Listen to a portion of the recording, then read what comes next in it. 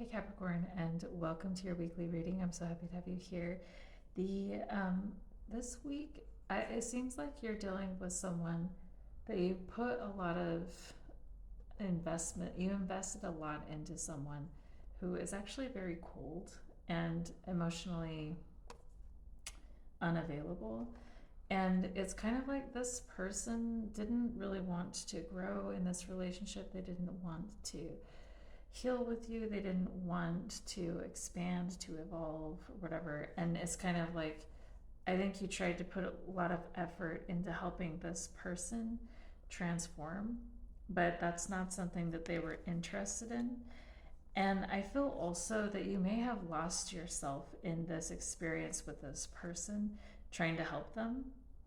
And it's kind of like whatever the result of this relationship was, it just led to grief, so much grief for you. But this week is about releasing that grief, releasing this person, releasing this whole situation. There's something happening that's going to help you feel where, I don't know, there's something happening where it's like, wow, I'm finished here. I'm finished and I don't have to return. I'm closing out this cycle. I'm finished. And the lyrics that my guides want me to share are: ships are launching from my chest. Some have names, but most do not. If you find one, please let me know which piece I've lost. Peel the scars off my back. I don't need them anymore. You can throw them out or keep them in your mason jars. I've come home. And I'm a Capricorn, and I felt this song recently. Like, I felt the energy of this song coming back home to myself and feeling this heavy weight of this, because when you're in a toxic relationship, it's amazing how energetically heavy it is on your life, and I feel it lifting. So I totally resonate with this. um, and the bottom of the deck energy, we have, this is interesting, we have the Nine of Cups, Six of Cups, and the Ace of Cups. And my daughter's talking in her sleep. But we have and this is some really happy looking energy. But so this person who has been emotionally unavailable, they may be coming back in and doing something that is kind of like finally showing some kindness or some love or some compassion or something. And it's like, oh wow, that's great, you know. But I feel like, you know, that there's some manipulation involved, and there's an effort to try to turn something to around to be a better situation for someone in particular. And it is this person that you're dealing with, this possibly an air sign, Gemini, Libra, Aquarius, Swords energy. This person may be coming in and wanting to offer love, commitment, or something like this, or even just like reconciliation or friendship in some way. But it's all for their ego. It's to make themselves look good. So whatever situation you are in with this person, I feel like you're just wanting to liberate yourself from it. And this person may be doing something behind the scenes, trying to keep you in a cycle with them, or trying to make them. I think the biggest concern is to make themselves look good. That's what I'm seeing mostly here with the Six of Wands. So I don't know that their offer of love or this offer of kindness comes from a genuine place, especially with the Six of Wands and the Devil card coming out here. I just don't see this being a healthy experience with this person. I have a snoring child, hold on. But I do see that this person's gonna kind of bring you to a choice point where you're gonna have to choose, I don't know, to be in this person's energy again or not. And I do see you choosing something new and moving on to something new. And this person may have a problem with that. They may be upset with your choice, but that's not something you need to carry. That's not something you need to take responsibility for. I feel like this person has put you through something really difficult, especially with the lyrics of the song. Ships are launching from my chest. Some have names, but most do not. Yeah, peel the scars off my back. I don't need them anymore.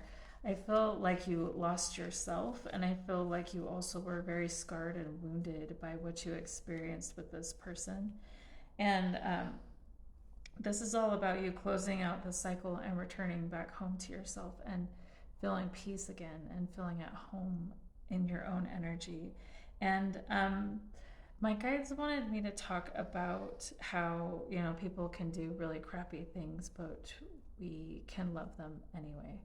And I know that can be really difficult if someone has hurt you as deeply as maybe this person has. But they want me to tell you that some people did not get the experience of growing emotionally and experiencing emotional maturity like you have possibly, and so they don't know how to handle their toxicity, so they may project it onto you. They don't know how to show up in relationships correctly. You came into this person's life to teach them something and to show them something. They may not have been ready to see all that you came to show them, but it's almost like this person is just barely beginning to open their eyes as to what is important in relationships, how to show up in a relationship. This person is like a child just barely learning. And so your guides are inviting you to love this person anyway, and that does not mean to stay with them, but it means to close out the cycle with love and with grace and seeing them from a higher perspective.